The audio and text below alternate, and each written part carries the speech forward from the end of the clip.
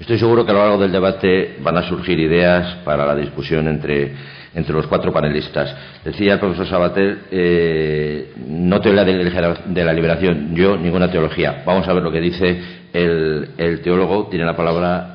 Primero es José Manuel Domínguez quien interviene. Muy bien, pues buenos días. Estoy muy alegre de estar aquí. Primero porque tengo muy presente a Sara de Jesús y a Pablo, que están detrás de la puesta en marcha de este foro, y a quien recuerdo cordialmente en este momento.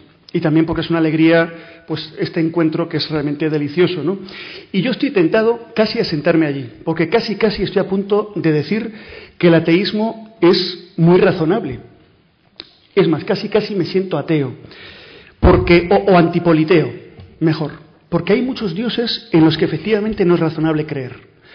Un dios que es mera idea, que yo manejo es un dios algo que yo manejo a mi gusto, ¿no? Un dios disponible, un dios mero concepto, que lo someto a mis cánones y lo combato con todas mis energías intelectuales, un dios quitamiedo, un dios justiciero, un dios idolillo que se alegra del mal, o un dios anestésico, tipo cocaína, un dios quitamiedos, un dios que sirve lámpara de Aladino para darme Yo de esos dioses me parece que son absolutamente irrelevantes, que hay que ser combatirlos, porque en realidad, y tiene razón el ateísmo más solvente, esa idea de Dios impide que el hombre crezca. Y si hay algo en lo que estamos de acuerdo, ateos, indiferentes, deístas, teístas, es que todos queremos, y es un punto de encuentro seguro entre todos, que el hombre sea pleno. Esto está en la entraña. El ateísmo, de hecho, aunque hay muchas formas de ateísmo, pero en general, por lo que escucho, dicen, la idea de Dios me estorba para que el hombre sea pleno. Y entonces, dice, eliminemos a Dios. ¿Cuál es el efecto de eliminar a Dios? Vamos a ver. En cosmología, eliminar a Dios nos permite una comprensión del cosmos pues más rica. Bueno, resulta que tras la desdeificación del cosmos, lo que se ha producido ha sido el Deus sive natura, se ha producido una remitificación, un endiosamiento. El ideal emancipatorio ilustrado, que lo que pretendía era decir, bueno, pues eliminemos a Dios, secularicémonos, para que por fin el logos se haga cargo del cosmos. Ha ocurrido al contrario. El cosmos se ha tragado al logos, el hombre se ha naturalizado y el hombre ha quedado reducido pues a animal, a cosa, a mecanismo. Al final Baudrillard, con su lucidez habitual, dice que no existe la realidad siquiera. Eliminado a Dios, se elimina al hombre y al final tampoco existe la realidad. La realidad ha muerto y solo existe lo virtual, lo que también Carlos estaba denunciando como esa presencia invasora de los más media que son el auténtico opio del pueblo. El fútbol, la televisión, los más media posiblemente tengan mucho de parte en esto. No todos los más media, pero algunos sí. ¿Qué ha pasado en la historia? La historia, tras la secularización atea, se ha hecho más lúcida. Inicialmente parecía que sí, la idea de progreso, pues por fin, somos los dueños de nuestro destino. Lo que ha ocurrido al final ha sido que la creencia en el progreso ha terminado en desencanto, ha terminado en desesperación. Ahí tenemos a Cioran, al mismo Sartre, tenemos a Henry Levy. Dice, esto es, como decía Shakespeare, un cuento de imbéciles contados por un idiota, un cuento de idiotas contados por un imbécil, ¿no? ¿Y qué pasa con el hombre? ¿Ha sido más pleno tras eliminar a Dios del panorama filosófico, cultural? Bueno, pues resulta que Foucault dice que el hombre ha muerto, que es como un rostro dibujado en una playa para que se lo lleve la arena. Con lo cual, el hombre no le hemos dejado ser hombre. O lo hemos elevado a la categoría de superhombre, o lo hemos reducido a un animal, a una máquina deseadora, como decía Deleuze, o pues a un objeto natural más. Luego, en realidad, la hipótesis de que eliminando a Dios tenemos un hombre más pleno queda radicalmente falsada. Es más, yo por mi experiencia creo que una antropología fundamentada en el encuentro hombre-Dios tiene mucho más un poder heurístico mucho mayor para dar cuenta de lo real del cosmos, de la historia y del mismo hombre. Claro que esto hay que mostrar que existe esa antropología en la que exista un Dios y haya relación con él. Bien, es evidente que todo ser humano busca la plenitud. Todos buscamos la plenitud.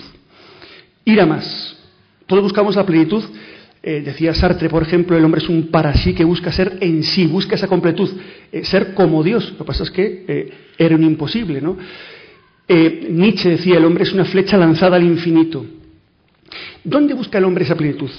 Pues lo puede buscar primero en la hedoné, el bios apolaustikos de Aristóteles. Lo busca en el placer, pero al final Lipovetsky, por ejemplo, nos dice que el narciso burgués capitalista ha terminado en el aburrimiento, en el desánimo y en el sinsentido. Otra vía es la afirmación del yo, la autorrealización, el yo como el cogito cartesiano como paradigma. Decía pues Descartes que el yo es como sustancia, es aquello que existe por sí y no necesita de nada más para existir, no necesita de nada más. Es la afirmación del yo, es una voluntad que se afirma, la voluntad de poder. Nietzsche sería lo más coherente en ese sentido, ¿no? Si yo me afirmo frente a todo, afirmo mi voluntad frente al entendimiento, frente a la realidad, frente al otro y frente a Dios. Pero al final resulta que que con tanta alegría se autoafirmaba, pues hete aquí que esta pretensión de absolutez, la realidad, que es tozuda, te lleva contra las cuerdas. Ese mismo que proclamaba desde su cátedra la muerte de Dios, después se ve con una batica blanca, enfermito en un hospital, la frustración, la enfermedad, la culpa, que las cosas que uno ve que por sí mismo no se puede poner. Al final uno se abre al otro. Parece que lo que nos llena el corazón no son las cosas, no son los placeres, son los otros. Pero como decía Paul Claudel, tampoco el otro, al final es una promesa de plenitud, pero tampoco me cumple, ¿no? Es como cuando los novios quieren que sus novias por fin sea la culminación de su corazón. Les aporta mucho, pero no es lo definitivo, ¿no? Al final uno necesita un otro que sea infinito, que sea absoluto. ¿Existe o no existe? Esta es la clave, porque tener un deseo no significa que exista esa realidad. Yo por mucho que desee que Dios existe, si no existe, no existe. Bien, yo creo que, y ahora es lo que voy a exponer antes de terminar, sí existe esa experiencia de Dios como persona. Por supuesto, no, Fernando, como un objeto de conocimiento. Dios no es un objeto de conocimiento, eso es una evidencia, ¿no? Dios, si existe, es un alguien que me está fundando. No es una idea frente a mí que yo capto y digo, o un ser que yo, pues con el que es... tú lo has dicho, sí es un ser con el que yo puedo establecer una relación. Veamos cómo.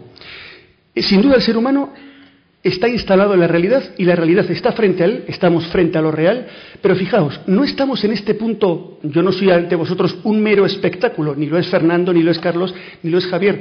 De alguna manera la realidad se nos impone, nos afecta de alguna manera, no es irrelevante, no es, tiene una cierta capacidad de imponérsenos. La realidad está frente a nosotros por la conciencia, pero tiene capacidad de imponérsenos y se nos impone para hacernos poderosos frente a la realidad. Es decir, que yo, ser real, me apoyo en la realidad para permitir hacer mi vida. En eso tenía razón Sartre. El hombre es el ser que tiene que realizar su existencia.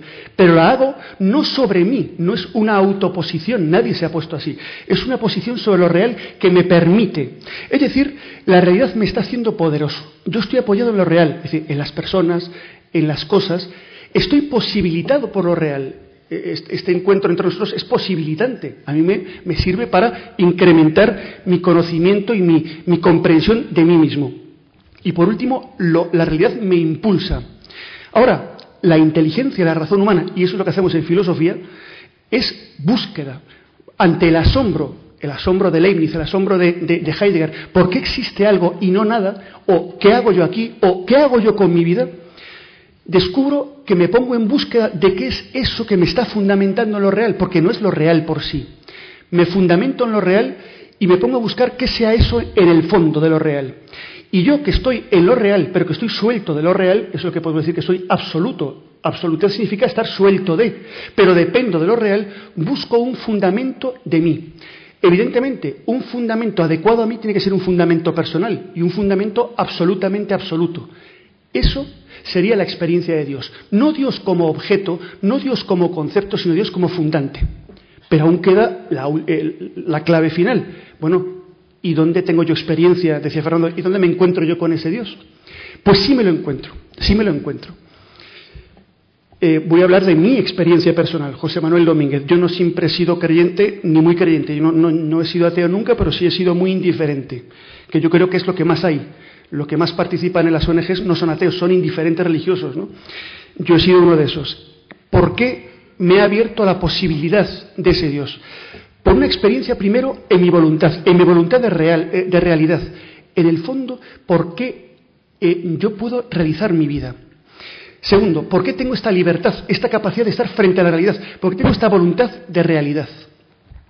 Pero segundo, existen situaciones en mi vida, por ejemplo, el dolor, en el que yo me siento sustentado. Lo que llama Jung, por ejemplo, las sincronicidades, acontecimientos que parece que me van sugiriendo el camino y que no es una imaginación mía. El encuentro en el que quedo ante el estupor, ante la verdad, cuando desde la filosofía encuentro algo que es verdad. El estupor ante la belleza, el estupor ante la absolutez del otro que se me impone como absolutamente respetable. Todo esto me remite a alguien que está haciendo de esto una absolutez constructiva mía.